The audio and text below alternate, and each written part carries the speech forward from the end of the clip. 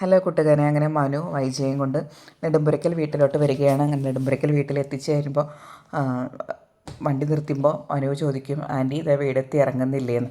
അപ്പോൾ വൈജ പറയും, ഞാൻ ഇറങ്ങിക്കോളാം, നീ ഇറങ്ങുന്നില്ലേ? നീ ഇറങ്ങുന്നുണ്ടാവില്ലേ, നിനക്ക് വേണ്ടപ്പെട്ടവരാരും ഇവിടെ ഇല്ലല്ലോ അല്ലേ? അപ്പം മനു പറയും, അതെന്താ ആൻറ്റി അങ്ങനെ ഒരു കുത്തിപ്പറച്ചിൽ എന്ന് പറഞ്ഞ് മനു ഇറങ്ങുകയാണ്. അപ്പോൾ അതേസമയം നമ്മുടെ രോഹിത്ത് ഉമ്മറത്തിണ്ണയിൽ ഇരുന്നിട്ട് ഫോട്ടോസൊക്കെ നോക്കുകയാണ്. അലീനയുടെ ഫോട്ടോസ്, അലീന വന്ന് ചിന്നുമോളെയും കൊണ്ട് കറങ്ങാൻ പോയതും അങ്ങനെ അതൊക്കെ നോക്കി വിഷമിച്ച് കരയുന്ന രോഹിത്തിനെയാണ് കാണിക്കുന്നത്. അപ്പോൾ രോഹിത്ത് ഈ ഫോട്ടോസ് കാണുന്നതിനിടയ്ക്ക് ഇവർ വന്നത് അറിയുന്നില്ല, പിന്നെയാണ് അറിയുന്നത്. അങ്ങനെ രോഹിത്ത് ഉമ്മറത്തോട്ട് ഇറങ്ങി വരികയാണ്. അപ്പോഴേക്കും മനു പറയും, ആൻറ്റി ഇറങ്ങിക്കോളൂ, ബാഗ് ഞാൻ എടുത്തോളാം എന്ന് പറഞ്ഞ് മനു ബാഗൊക്കെ എടുത്തിട്ട് ഇറങ്ങി വരികയാണ്. കൂട്ടത്തിൽ നമ്മുടെ ബബിതയും കൃഷ്ണമോളും വണ്ടിയുടെ സൗണ്ട് കേട്ടിട്ട് അങ്ങോട്ട് ഇറങ്ങി വരിക. അപ്പോൾ ബബിതയുടെ കൃഷ്ണമോളിനും മുഖത്തൊന്നും അത്ര വലിയ സന്തോഷമൊന്നുമില്ല അലീന പോയ കാരണം. അപ്പോൾ വൈജു ചോദിക്കും, എന്താ മക്കളെ നിങ്ങൾക്ക് ഞാൻ വന്നതിൽ സന്തോഷമൊന്നുമില്ലല്ലോ, മുഖമൊക്കെ കനപ്പിച്ചിട്ടാണല്ലോ എന്ന് പറയുകയാണ്. അതിനുശേഷം വൈജ വീടിൻ്റെ അകത്തോട്ട് കയറിയിട്ട് പറയും, എപ്പോഴാണ് അവൾ പോയത്, അവളുള്ള സാധനങ്ങളൊക്കെ കെട്ടിപ്പെറുക്കിയിട്ടാണോ പോയതെന്ന്. അപ്പോൾ ബബിത പറയും, എല്ലാം എടുത്തിട്ട് തന്നെയാണ് പോയത്, എന്നാൽ ഞാൻ ആ റൂമൊക്കെ ഒന്ന് നോക്കട്ടെ എന്ന് പറഞ്ഞ് വൈജ ആദ്യം സ്വന്തം റൂമിലോട്ട് പോകും. അത് കഴിഞ്ഞതിന് ശേഷം അലീനയും മുത്തശ്ശിയും കിടന്നിരുന്ന ആ റൂമിലോട്ട് വരും. അപ്പോൾ ആ റൂം അടഞ്ഞ് കിടക്കും. അപ്പോൾ കൃഷ്ണയോട് പറയും, എന്താ ഈ റൂം അടഞ്ഞ് കിടക്കണതെന്ന്, അത് വേണമെങ്കിൽ തുറക്കാമെന്ന് പറഞ്ഞ് കൃഷ്ണ ആ റൂം തുറക്കും. അങ്ങനെ കൃഷ്ണമോൾ ആ റൂം തുറന്നു കഴിഞ്ഞാൽ വൈജ മെല്ലെ അതിലോട്ട് പോകും. ആ ബബിതയും കൃഷ്ണയോട് മുഖത്തോട് മുഖം നോക്കണം, എന്താണ് ഇപ്പം അമ്മ അവിടെ കാണിക്കുന്നതെന്ന് അറിയാൻ വേണ്ടിയിട്ട്. അങ്ങനെ വൈജ ആ റൂമിലോട്ട് കയറിയതിന് ശേഷം അവിടെ ഒരു ടേബിൾ ഇരിക്കുന്നത് കാണാം. പറയും, ഇതൊക്കെ അവൾ ഉപയോഗിച്ചിരുന്നതല്ലേ, ഇതൊക്കെ എടുത്ത് കളയാത്തത് എന്താ, അവൾ ഉപയോഗിച്ച ഒരു സാധനം പോലെ ഈ വീട്ടിൻ്റെ അകത്ത് കാണാൻ പാടില്ല എന്ന്. അപ്പോൾ കൃഷ്ണമോൾ ചോദിക്കും, ഈ ടേബിളൊക്കെ എടുത്ത് കളയേണ്ട ആവശ്യം എന്താ, ഞങ്ങൾക്ക് ഇതുവരെ അത് കളയണം തോന്നിയിട്ടില്ല എന്ന്. എന്നാൽ അവൾ ഉപയോഗിച്ച ഒരു സാധനവും ഇവിടെ വേണ്ട, ഇതെല്ലാം ഇപ്പോൾ തന്നെ കളയണം എന്ന് പറഞ്ഞ് വൈജ ദേഷ്യം പിടിക്കുകയാണ്. അപ്പോൾ അലീന കൃഷ്ണമോളൊന്നും മിണ്ടുന്നില്ല. അത് കഴിഞ്ഞതിന് ശേഷം ഡൈനിങ് ഹാളിൽ വരുമ്പം മനു അവിടെ നിൽക്കുന്നുണ്ട്. മനു രോഹിത്തൊക്കെ ഉണ്ട്. അപ്പോൾ വീണ്ടും അലീനയുടെ കാര്യം പറഞ്ഞിട്ട് വൈജ അങ്ങനെ പ്രശ്നം ഉണ്ടാക്കുകയാണ്.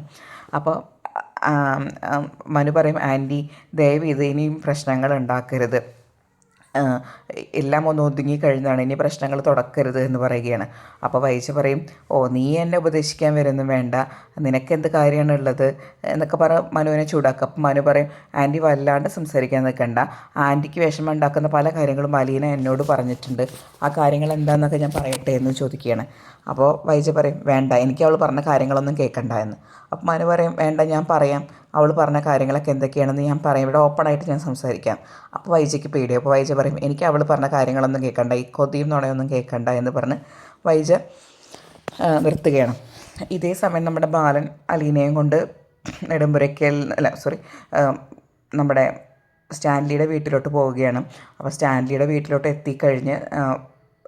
അങ്ങനെ എത്തിക്കഴിഞ്ഞ് അലീന വണ്ടിയിൽ നിന്ന് ഇറങ്ങുകയാണ്. വണ്ടിയിൽ നിന്ന് ഇറങ്ങി കഴിയുമ്പോൾ തന്നെ ആ വീടും ആ ചുറ്റുപാടൊക്കെ കണ്ടിട്ട് അന്തിച്ച് നിൽക്കുകയാണ് അലീന. കാരണം വലിയൊരു പറമ്പ്, അതിൻ്റെ ഉള്ളിൽ വലിയൊരു ബംഗ്ലാവ്. അപ്പോൾ ഇത് കണ്ടപ്പോൾ അലീന അങ്ങനെ നിൽക്കുകയാണ്. അപ്പോൾ പറയും, നമ്മുടെ ബാലൻ പറയും, ഇതാണ് സ്റ്റാൻലിയുടെ വീട്, അല്ല സ്റ്റാൻലിയുടെ ബംഗ്ലാവ് എന്ന് തന്നെ പറയാമെന്ന് പറയുകയാണ്.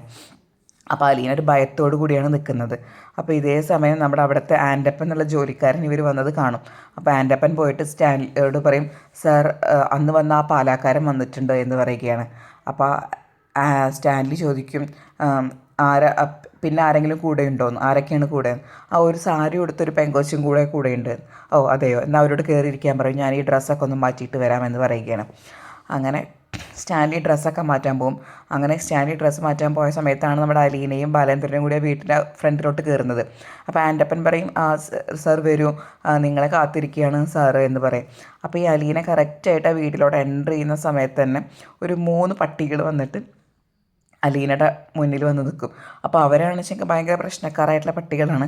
പക്ഷേ ഇവളെന്നെ കണ്ടപ്പോൾ ഭയങ്കര അത്രയും വർഷമായിട്ട് പരിചയമുള്ള ഒരാളെ പോലെയാണ് ഈ പട്ടികൾ വന്ന് നിൽക്കുന്നത്. അപ്പോൾ അത് കണ്ടപ്പോൾ അലീനയ്ക്ക് പട്ടികളെ കാണുമ്പോൾ സ്വാഭാവികമായിട്ടൊരു ഭയം വരുമല്ലോ. അത് 3 ഗില്ലാടികളായ 3 പട്ടികൾ. അപ്പോൾ ഇവൾക്ക് പേടി വരാതിരിക്കാൻ വേണ്ടിയിട്ട് ബാലെന്ത് ചെയ്യും, അലീനയുടെ കൈ പിടിക്കും. അലീനയുടെ കൈ പിടിച്ചിട്ട് ആ വീടിൻ്റെ ഉള്ളിലോട്ട് കയറുകയാണ്. അപ്പോൾ വീട്ടിലോട്ട് കയറുമ്പോൾ അലീനയ്ക്ക് നല്ല ഭയം തോന്നുന്നുണ്ട്. കാരണം വലിയൊരു വീട് പുറത്തുനിന്ന് നോക്കുമ്പോൾ തന്നെ ഉള്ളിൽ എന്തൊക്കെയോ ഒരു കൊട്ടാര സദൃശ്യമായൊരു വീടാണ്. അപ്പോൾ അലീന പറയും അച്ഛൻ എനിക്ക് പേടിയാവുന്നുണ്ട് എന്ന്. അപ്പോൾ ബാലൻ പറയും നീ എന്തിനാ പേടിക്കുന്നത്, ഞാനില്ലേ നിൻ്റെ കൂടെ എന്ന് പറഞ്ഞ് അവർ വീട്ടിലോട്ട് കയറ്റണം. അപ്പോൾ വീട്ടിലോട്ട് കയറ്റുമ്പോൾ നമ്മുടെ സ്റ്റാൻലിയുടെ പിൻഭാഗമാണ് കാണുന്നത്. സ്റ്റാൻലി അവിടെ ജോലിക്കാരോട് സംസാരിച്ചുകൊണ്ടിരിക്കുകയാണ്.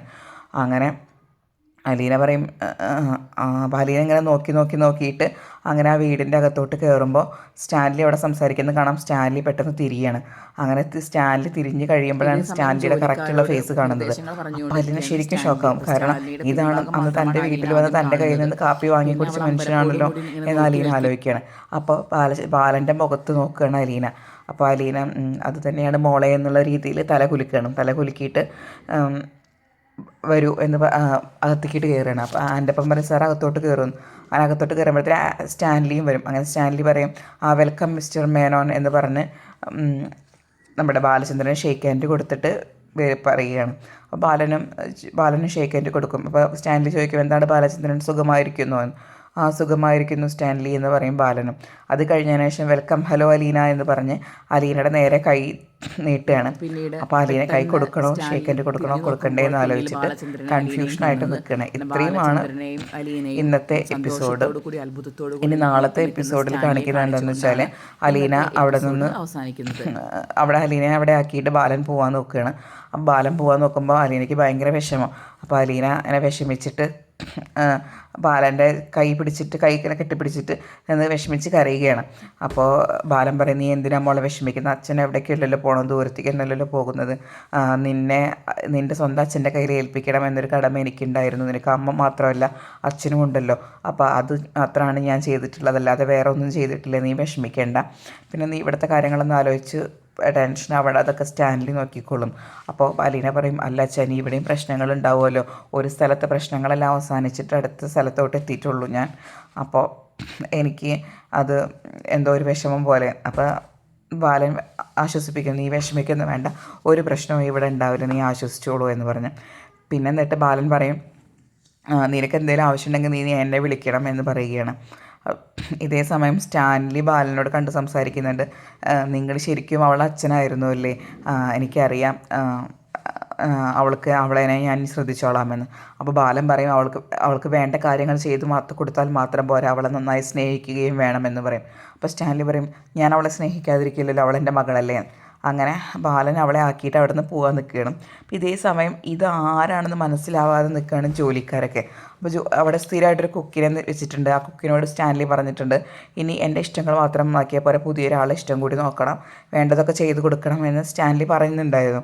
അപ്പോൾ ആൻ്റപ്പനും ആ കുക്കും ഒക്കെ കൂടി സംസാരിക്കുകയാണ്. അപ്പോൾ അവർ ചോദിക്കുകയാണ് ഇതിപ്പോൾ ആരാണ് ഈ വന്നിട്ടുള്ളത്.